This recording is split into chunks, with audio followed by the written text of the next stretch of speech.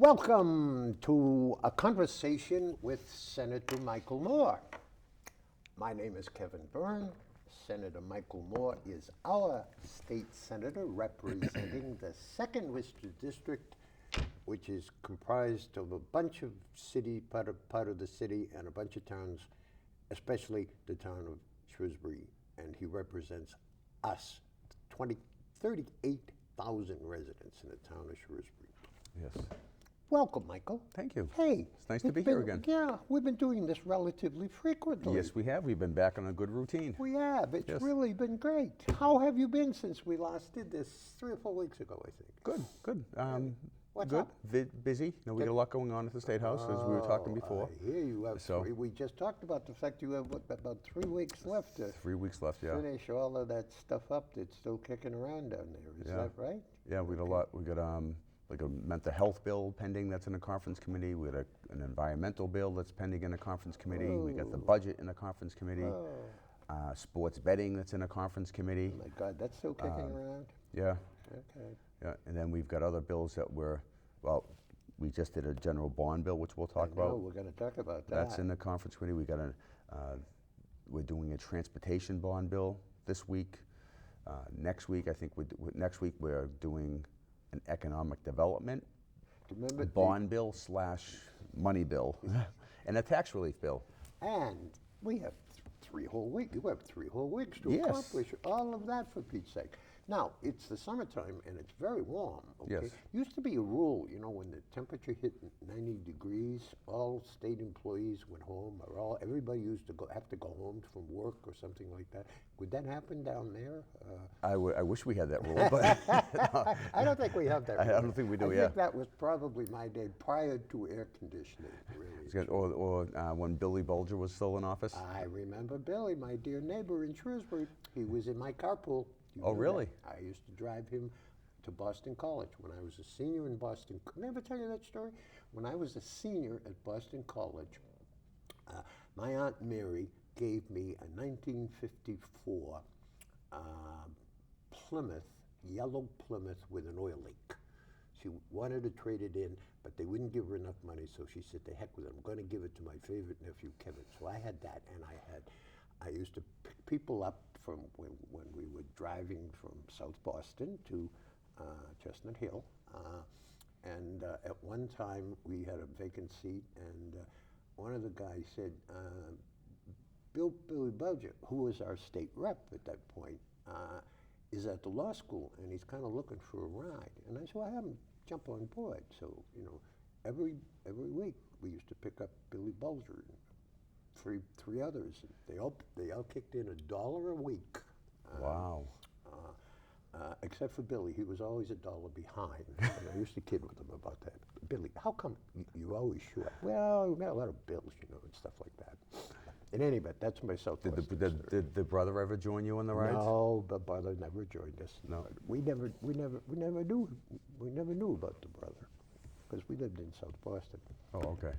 Everybody thought his brother was a bookie. That was it. That was it? Yeah, but I mean, in South Boston on Broadway, everybody was a bookie, you know. Yeah. But in any event, none of that stuff had come Well, up. just think, if online But in any event, gaming had been legal back then, he wouldn't have been a criminal. I go way back to Billy Bulger in those good old days, okay, when we were all a student, okay.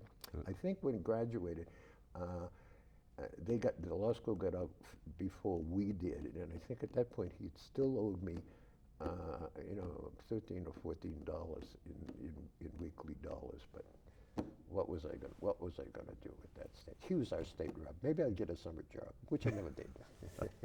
You didn't want a lifeguard on the beach? A lifeguard on the beach in South Boston, right? How'd you get through the 4th? All right?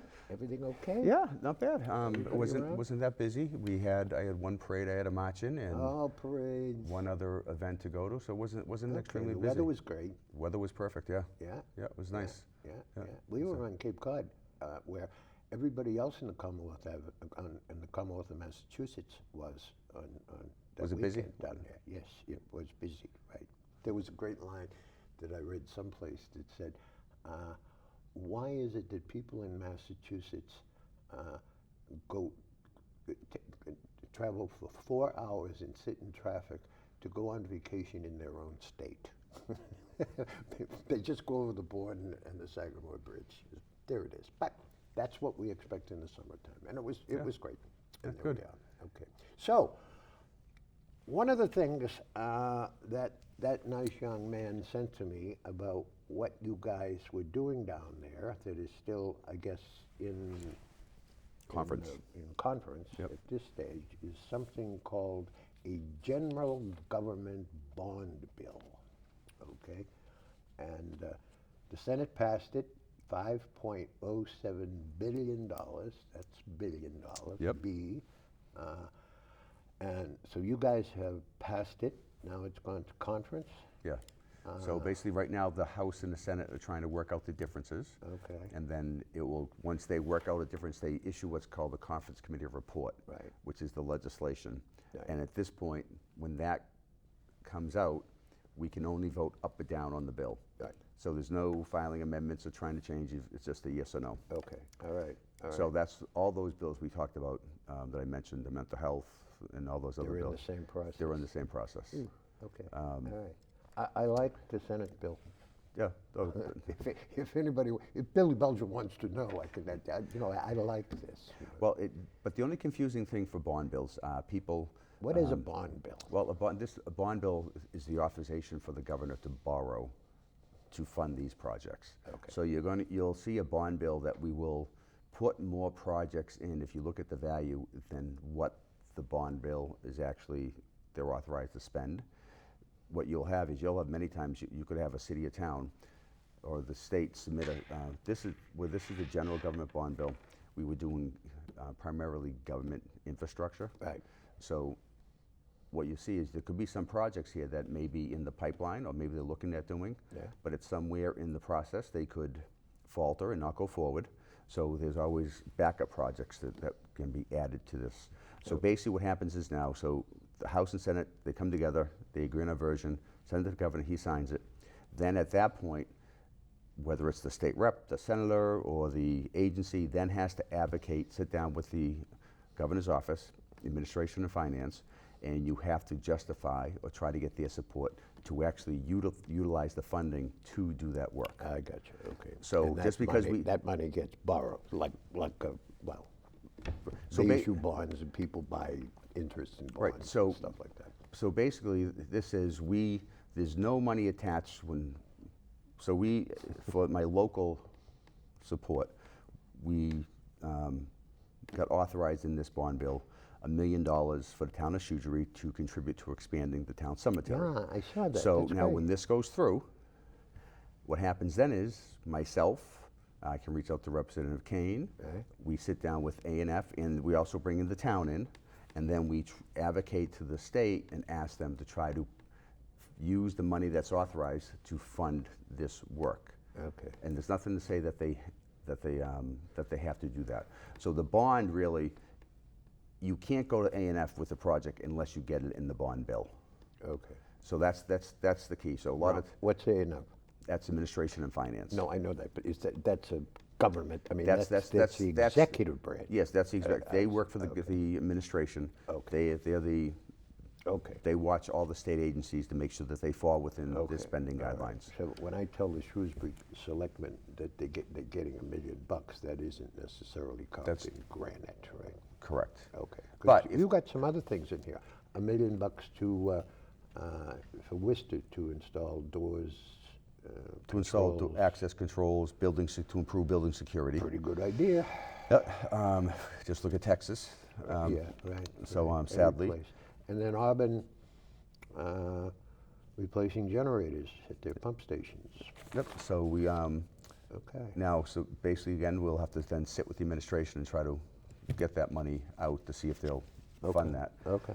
Some other funding was $820 million for the Executive Office of Health and Human Services, and that's to acquire, maintain, repair Commonwealth-owned healthcare facilities. Okay. Another $750 million to improve for the improvements in the repair of state higher education institutions.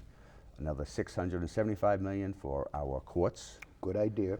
and $530 million. Now, okay, so now, let's say there's, in this $5 billion thing, you've designated $675 million to improve court facilities, right? Yep.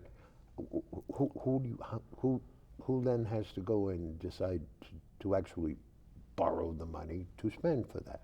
A&F, Administration of Finance. Okay. So basically for the courts, because for the judiciary, you'll have it's either the chief administrator or the chief justice will go to A&F. I see. Now this money can be spent over a 5-year period.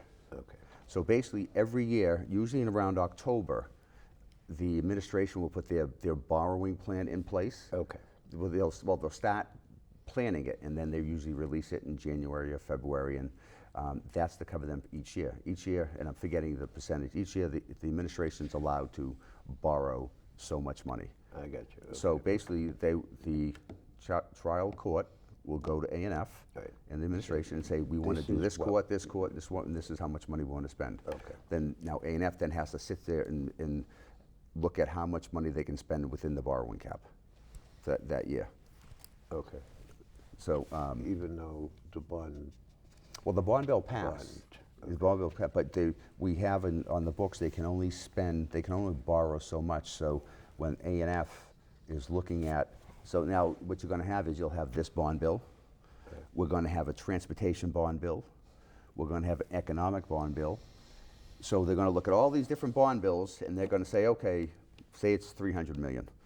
We can only do 100 from this bond bill, 100 from this bond bill, and you know they look at it and determine how much capacity they have in that bond bill from each different bond. okay. And then the bonds are just out for sale? Yes. People go Yep. and buy People pieces buy- of bonds? exactly. Okay, all right. Now, what we're going to be doing in the economic development bill is, and something that I don't think we've done before, during my tenure, we've done an economic development bill before, where it's just money, Right. where we're actually funding projects or proposals With real money? with real money. Okay. We've got an economic development bond bill / tax relief bill that the House is actually doing this week. So we're going to have a portion of the bill will be economic development projects that will be authorized. There'll be bonding authorization for. Then there'll be economic development proposals that real money will go to fund. And then now, as we talked about earlier, because of the current liquidity of the state Yeah, revenues, talk about it. we're going to be doing a tax relief Right. bond bill. So that's all going to be encompassed in the one. Okay, all right. So that will become, I think, so again, we should be doing that probably, if the House is doing, Okay, so in the addition to economic this week. bond bills are it's just borrowing. it's It just gives borrowing, the administration is to authorized say, to borrow money for borrow certain this projects. amount of money. Okay, Yep. but I mean, there's a whole lot of money. There's a budget. Okay, it's still kicking around someplace. Yes, right? well, the budget is still in Budget conference. the budget passes. That's real money that doesn't Yes. have to be borrowed because it's allegedly there. Correct. Okay. So the bond, and now the budget right now is in conference committee.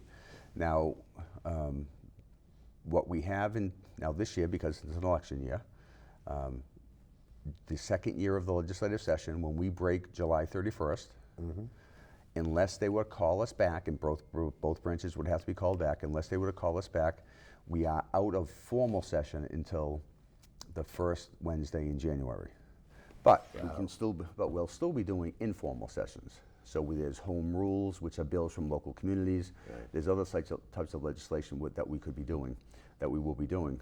But, Okay, so the end of July is extraordinarily important. well, more so as far as the budget goes, because the governor, when we pass the budget and send it to him, he has 10 days Right. to utilize his line item veto authority. Right. So if we want to override You gotta any of those, you we've gotta got to come come back, back. right. And they don't, my tenure, we've never been called back after we've broken from July 31st. Right. So pretty much this week is an important week for the budget, getting that resolved, Right, so right. that we can vote it, send it to the governor, have him do his 10 days, and then we can identify the line item vetoes that we would want to override. Okay, all right. Okay, and isn't it intriguing? We were talking just briefly before while Liz was putting us all together here about the fact is we got a lot of money. Commonwealth of Massachusetts has a lot of money. Yeah. Really? I mean, this is more money to be borrowed in this stuff that we're talking about right now, okay? Yep. But the tax money that's come in has been phenomenally high for 2022, right? Yep. And it's anticipated to I've- stay the yeah. same or get better, I guess. I haven't seen the revenue report for June yet, but I think they were talking about a close to $2 billion surplus. Wow. Maybe more. Ooh. So now the concern is that even doing this tax relief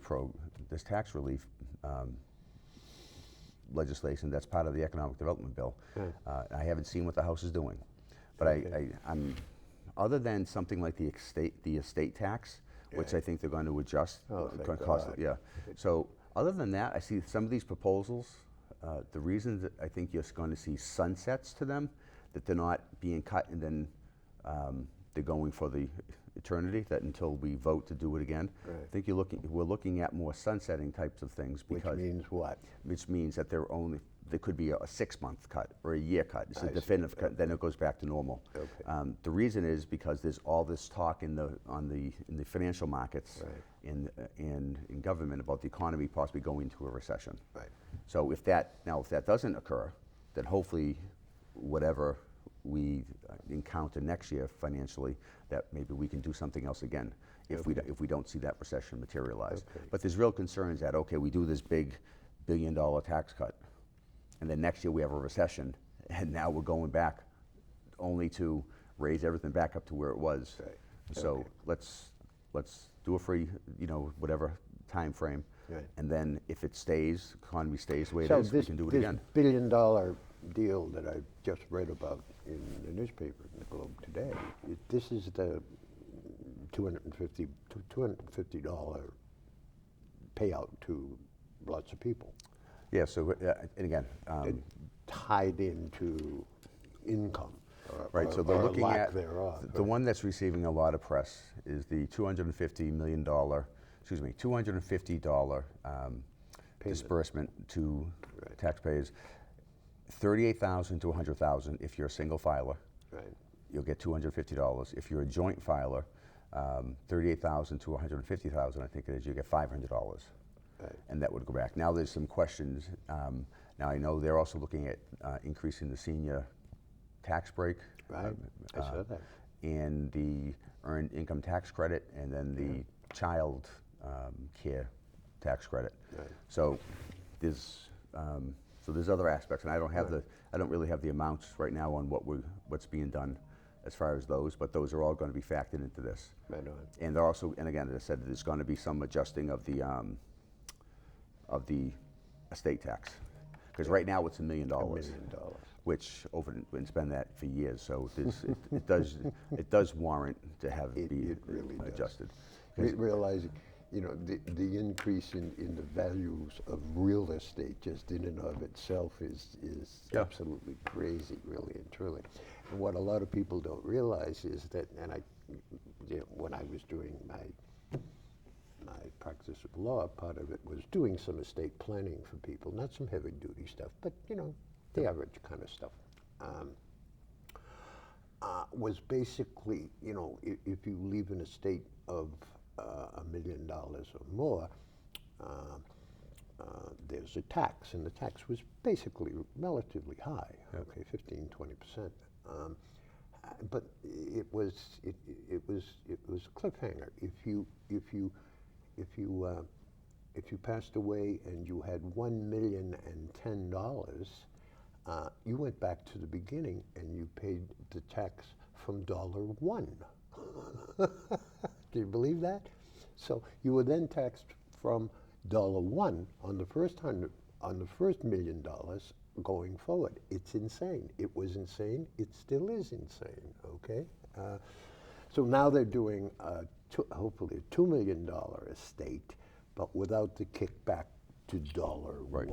Okay. Yep. Because that never made any sense whatsoever. And people, the average person would say, well, I could leave $1 million because I got a house, and God, there isn't much houses now that it's not unusual to wind up with a $700,000-800,000 house that you paid, $1.42 for. And if you look at originally, if you look at the intent of the estate tax, Sure. I mean, obviously was to bring in revenue, but Sure, also right. it was more for the more affluent. For the more affluent people, And it's gone now where the middle to lower income, they actually could have that Right. that asset value. Right.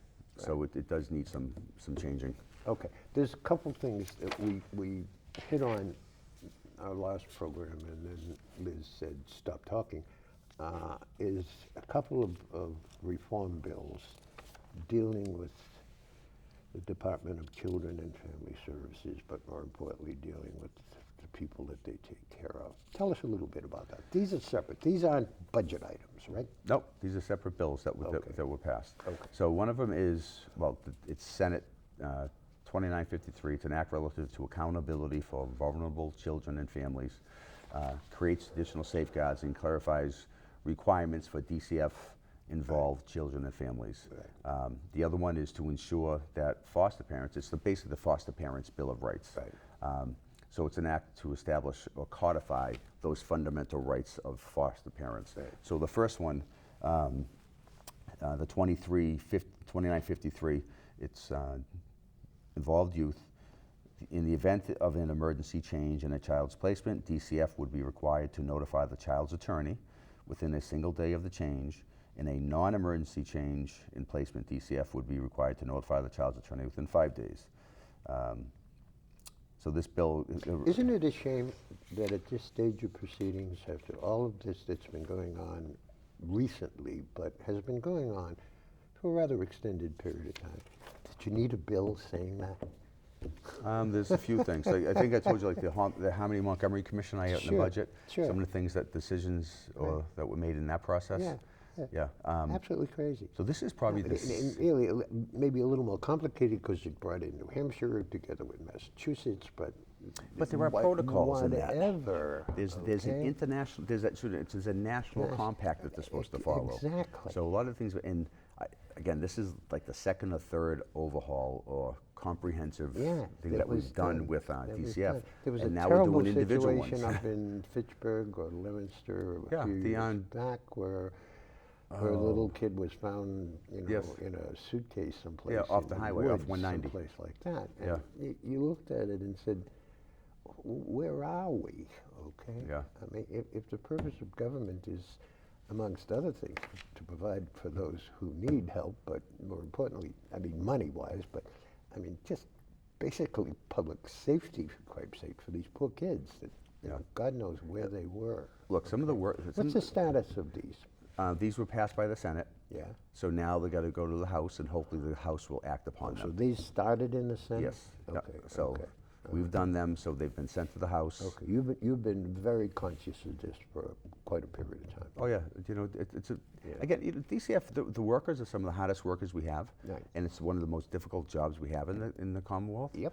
But then again, there are certain protocols and requirements, Right. responsibilities that they have to follow through on. That if they're not following through, Yeah. Yeah. results in some tragedies that in my shouldn't checkered happen. experience with them over the course of the years, part of their problem is they were phenomenally overworked. They had caseloads that were mind-boggling. So And I if said, you look- Jesus, can we hire more people? If you look do back to whatever?" I think it was either the end of this administration's first term or the first or second year he was in office, Yeah. they increased hiring by about 200 employees Right. at DCF because just they get the caseload down to the national average. Right. And now, 6 years later, Yeah, so we're there again. we're A lot of the back people at it. weren't staying there terribly long. They'd be there for 3 or 4 years, and then they'd kick off into other places. And I assume it was just, there are better. After I've gotten a bunch of experience, I'll go someplace where I can make substantially more money doing the same or similar kind of work. This foster care thing is important too. Okay, the rights of foster parents. Yeah. These wonderful, mind-boggling people who take in kids, 2, 3 kids, So, and you're never terribly sure, they're never terribly sure, where are they? They're in the twilight zone. some of the rights that are in the foster care Bill of Rights is the foster parents, rather, be provided with training to be a foster parent, be provided with information about the child to be placed in their home, have reasonable access to a social worker and family resource worker, to be notified of meetings, court hearings of one's foster child, and to have opportunity to communicate with professionals who work with a child. Right. Now, Even though these situations, they're allegedly and frequently temporary in nature, okay? But still, temporary can be a matter of 3, 4, 5, 6 months, okay? it could be 10 years. Or it could be even a longer period of time, and they don't know where they are in this process. Yep. Because it's never been very clear to them. Those are 2 great pieces. Yeah, so, and if you look at, and also there's, let's see, permitted to make routine decisions about the foster child's activities, be updated on relevant changes in policy, procedures, and law, given an action plan for the child in their home. Isn't that a great idea, huh? I mean, some of these, to think that we actually have to put this in statute. I know, it's the same way with Yeah. DCF. Yep. Okay. Michael, we actually have talked a lot about very serious stuff other than ourselves and our vacations and all of that sort of stuff. Looking forward to seeing you again, hopefully, at some point after the end of July, in which you can tell me and all the other people in the town of Shrewsbury who watch us on a regular and consistent basis. It's amazing how many people watch this. Yes, I've actually heard, yeah. Watch this program. They really and truly did. And we're grateful for them. Yes, And thank we're you. extraordinarily grateful, Michael, for what you do and all the good work you're doing, okay? Thank you. Okay. Thank you. And we will see you very shortly the next time.